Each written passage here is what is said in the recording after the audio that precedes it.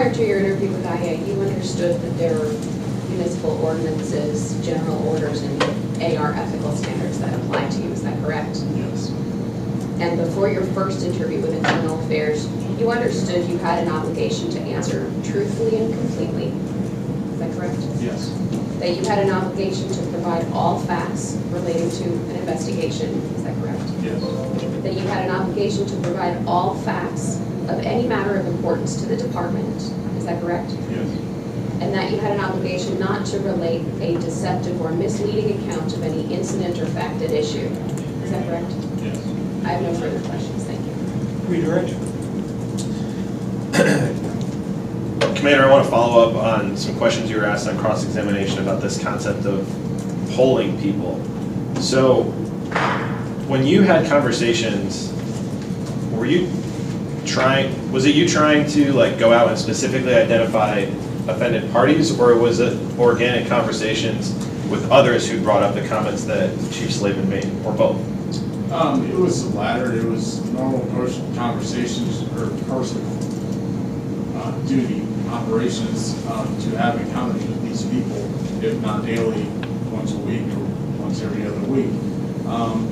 And I mean, the idea of polling or surveying indicates that I'm keeping track. Got it 5 for 1 and 5 advantage or something like that, much like you're going to see here in a month. So that never occurred. I never kept track or had a memo with people who were offended versus who was not offended. That was, to me, that's a poll or survey that absolutely did not happen. And when you're talking about the notes that you made to help prepare your presentation, is it your testimony that you started to make those notes after you received your NOI?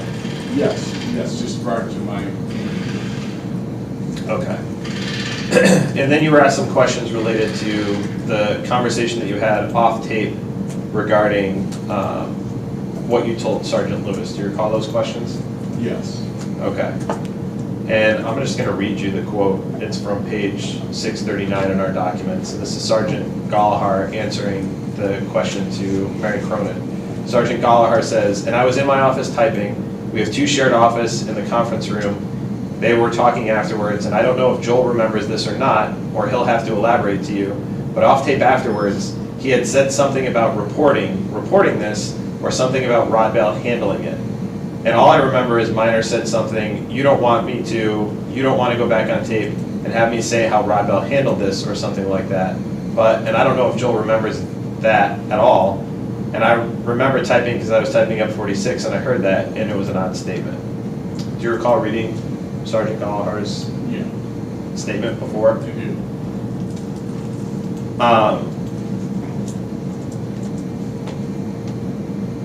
And does that is that consistent with your recollection of this conversation? Yes, it is. Sitting here today, can you testify about the specific words or names that were used besides Chief Rod Bell's? No, I think went over that with the city council. That I don't recall the actual names of all the people I talked about. I do remember talking about Chief Rod Bell and the handling of this investigation in general. That's the reason for back on the table. Do you also remember offering to talk about how this was reported or reporting it? Yes, and that was part of the way it was handled. That it was reported as a violation, and that I brought forward the information, and that it was handled in a way that wasn't consistent with regulations or guidelines. Now, you were asked some questions on cross-examination about the Scottsdale General Orders that talk about honesty and providing truthful information to internal affairs investigators. Do you feel like you did that? Well, I do believe I answered the question, does the guideline apply? So yeah, I feel like I did that. Were you trying to intentionally mislead? No, and that's why I hesitated, was that it appeared to me I was being asked, like, the policy is, are you withholding and lying and, doing, I wasn't asked the questions, I answered the questions truthfully and completely. Like, that is, in essence, what the policy is saying. Now, if there are other things that I wasn't asked that they're alleging were related to, it wasn't I didn't believe they were, based on the information I was given, the questions I was asked. Okay.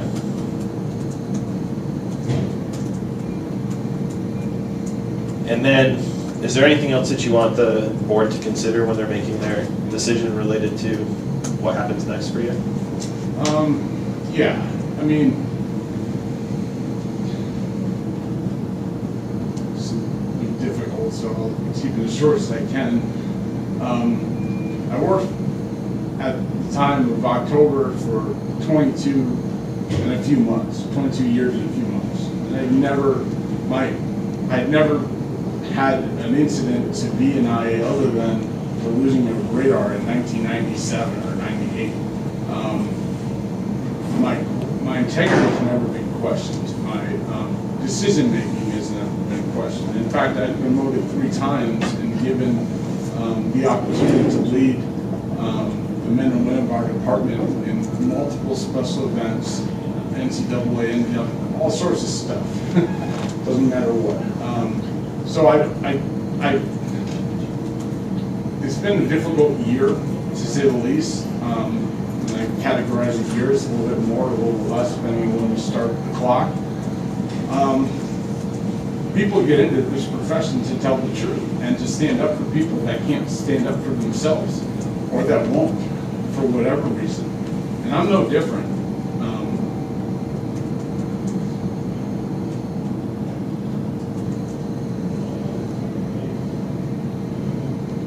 You know, her parents provided me with the foundation to face adversity and overcome difficult things that happen to all of us. Never in my wildest dreams did I think that this would be the culmination of that preparation. And you had a police officer that came forward with information about something that was said, misconduct. And as a result, I was investigated, fired. We now know that it's offered. Apparently, people don't know I was offered my sick time to leave, or I would have to fight with my chief. I was offered a hearing where I got to tell my chief that I didn't agree, which I think needs to be addressed at a future date, that a laudermill hearing with the person who fired you is not a laudermill hearing. It's not an opportunity to discuss your case. It is an opportunity, but it's not. It should have been somebody else.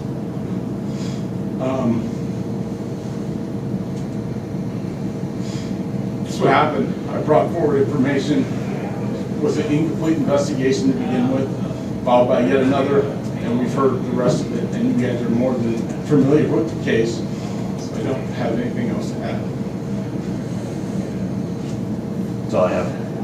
When does the appellant rest? Unless the board has any questions. Oh, I'm sorry. No, I knew I was going to do that. Vice Chair Stidler, do you have any questions? I do, Chair, thank you.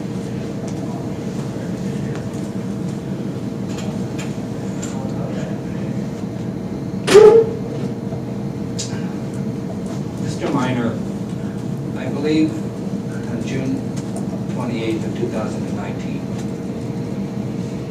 at 3:16 in the afternoon, had you said you need to talk to Lieutenant Bonnet, we would probably not be here. Why didn't you? Well, I mean, based on the questions that were given to me, he said he was going to talk to everybody that was in the room or that heard the comments, that witnessed it. I can't remember the terminology used. I didn't think it was necessary to say he was going to talk to everybody, but Sergeant Lewis was. You said in your testimony over the last hour and 20 minutes, many people were offended. You later said 10 to 12 people were offended. Why was that same information not offered up on June 28th? I wasn't asked the question. If many or any, I was asked directly, was anybody directly affected? That was the question that was asked, and that's what I answered. I understand that there's been a lot of discussion and you have a different point of view of the phrase directly offended. When I hear that, and I think most reasonable people hear that, I would also hear offended, insulted, concerned, upset, put off, a variety of things that describe some people didn't like it. If this interview wasn't done in a way to get the information that you had, recognizing that the purpose of an IA interview is to gather as much pertinent information as possible, why didn't you take over the interview and offer this stuff up? I attempted to go back and tape with Sergeant Lewis after the recorded interview, and he said he didn't, I don't know specifically, but no was the answer. No, we don't need it. No, we're not going to. I don't remember the paraphrasing part. But that was my attempt. I wasn't going to, you asked why didn't I take over the interview. It's his case. That's not my position in formal investigation to take over that case. I didn't see it as such. Once it was concluded, I offered to, or asked to go back on tape. That was that. Had you offered this information up, would it have helped the investigation? I don't know. I mean, I talked about and I wrote about prior to my personal interview or investigation that I believed it was based on the fact that I didn't answer the question in the way that it was intended. That was to me the crux of this entire issue. Thank you. I have nothing further, Chair. I just face one question.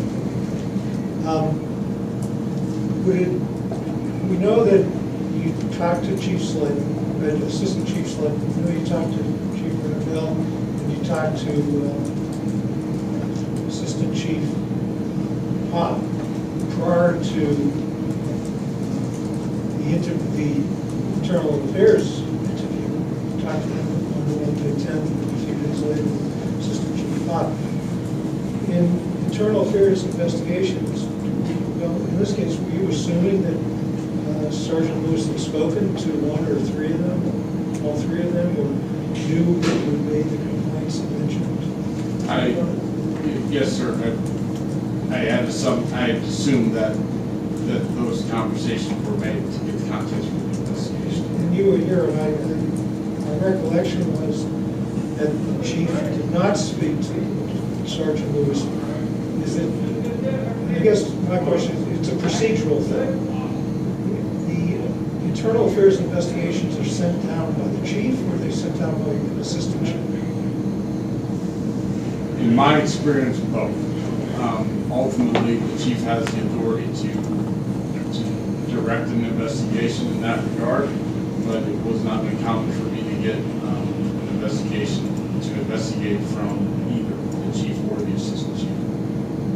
Well, if you can tell us what your understanding was in June during the 48 investigation, what was your understanding, if you had any, of whether the investigation was commenced from the chief Rebell or from one of the assistant chiefs? Chief Rebell, given the sequence. In your experience on internal affairs investigations, when the investigation is directed from the chief, is there a conversation?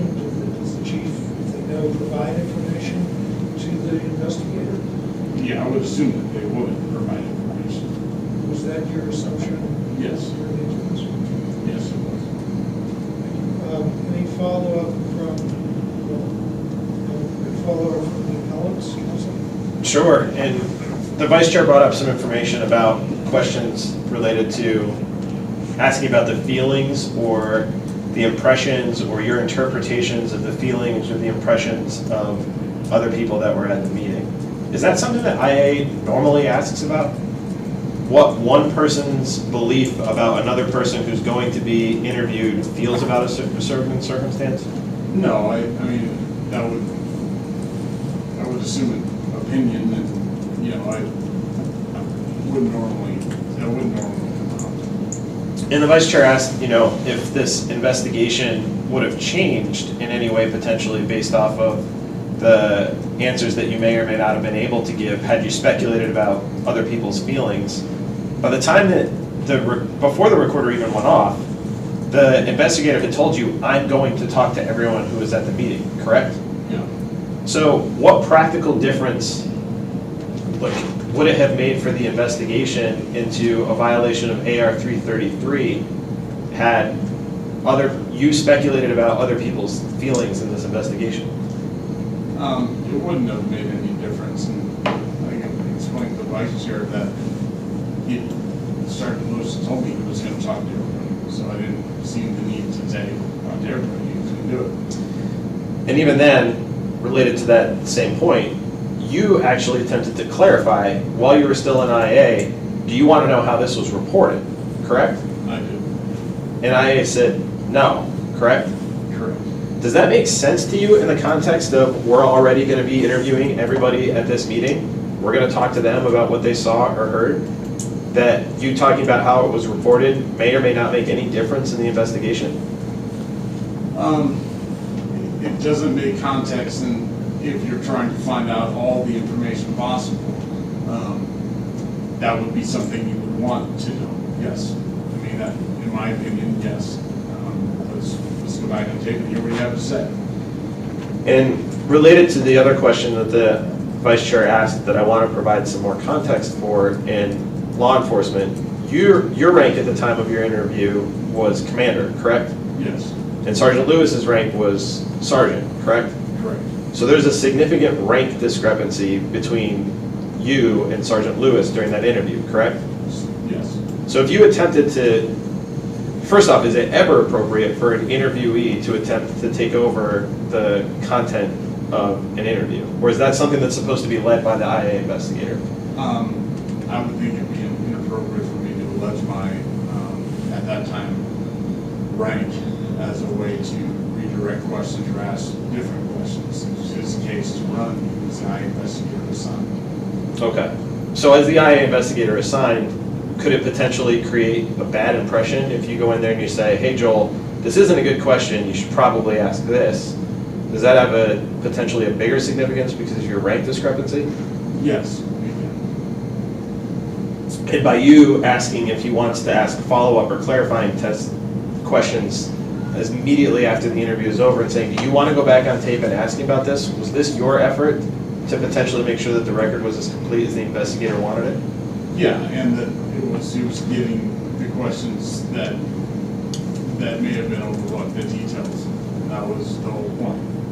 But it would be inappropriate for you at that point to say, this is the question you need to ask me, or this is the information that you need to get in this interview, especially after he says he's going to be interviewing everybody, right? Correct. So I do have a few quick follow-ups. I was going to ask. Mr. Miner, the board chair just asked you what your assumptions were about the investigation when you first went in to interview with Sergeant Lewis, and I didn't quite understand your testimony. When you went in for your first interview with Sergeant Lewis, did you know what investigating he had done so far? No, I don't know how it would go. So you don't know whether he spoke to Chief Rodbell or Chief Pop or Chief Slavin or anybody? I don't know. I'm not, Jolie didn't provide me with that information. Okay. So did you make any assumptions about that? Whether Joel had talked to anyone one way or the other before he talked to you? Yes, And what did you assume? that he was given a case to investigate. That's it? Well, along with that, that he was given the information provided to investigate. I mean, there's not living in that. I don't understand when you say that's it. I'm just trying to reconcile your statements to the board chair here. You were asked about, what did you know about what IA knew and what their process was, and about who they talked to before they talked to you. So my question is, as a matter of fact, when you're sitting in for that first interview with Sergeant Lewis, did you believe at the time that Sergeant Lewis had already spoken to Assistant Chief Pop or Chief Rocco about this case? Yeah, I assumed that he had. That's correct, and I didn't have any factual knowledge. Okay, you did assume that? Yeah. Okay. Why didn't you say that in your second interview with IA? Say that I assumed that they knew the information, or that Joel knew the information. Right, I don't know why I didn't say that. okay. And you were asked about what you knew when you came into that interview, in that second interview. Is that right? What I knew, yes, that's right. Okay. And were you truthful and complete in that second interview? Yes. I have no further questions. Any follow-up from the vice chair? No. I have no follow-up. Does the appellant rest? All the rest. Okay, does the respondent have any rebuttal?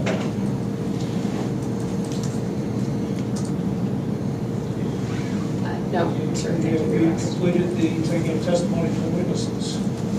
Yes. First, because the respondent has the burden, I'll ask the respondent first. No more witnesses? No more witnesses.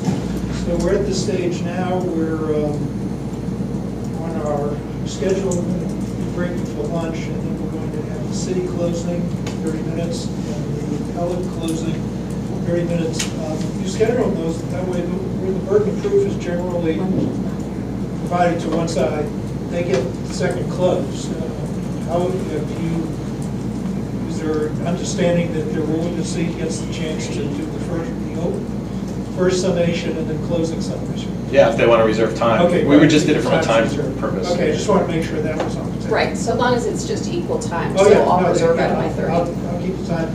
The other thing is, because this matter is being, I've allowed this matter to be on video, and I don't know if this is appropriate for on the record or off the record. It's not seeking legal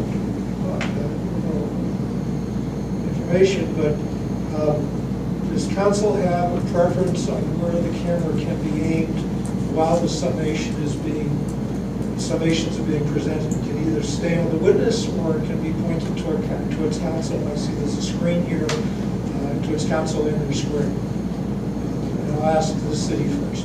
I have a PowerPoint to go with my closing. I have no preference, I don't care. So It's- I guess maybe I should have been clear. Can the videographer point the camera towards you so you are also being videoed? If he wants to, I have no Okay, objection. and Mr. Savala? I'd actually prefer to take the quote-unquote witness seat during the Oh, closing. yeah, my concern was whether or not you had an objection to being on the camera. No, I have no Okay. objection. Okay, so just arrange with the videographer so he knows where to point the camera. Anything before we take our lunch break? No. Mr. Vice Chair? Okay, we scheduled the lunch from 1 to 2. Have the lunches arrived yet? No. They probably won't be here for a while. Let's 1 o'clock. try for 1:45 for Okay. reopening again. Yes. Is that okay with the city? Yes, thank you. And Mr. Appellant Yes. and Vice Chair? Yes. Okay, so let's reconvene at 1:45.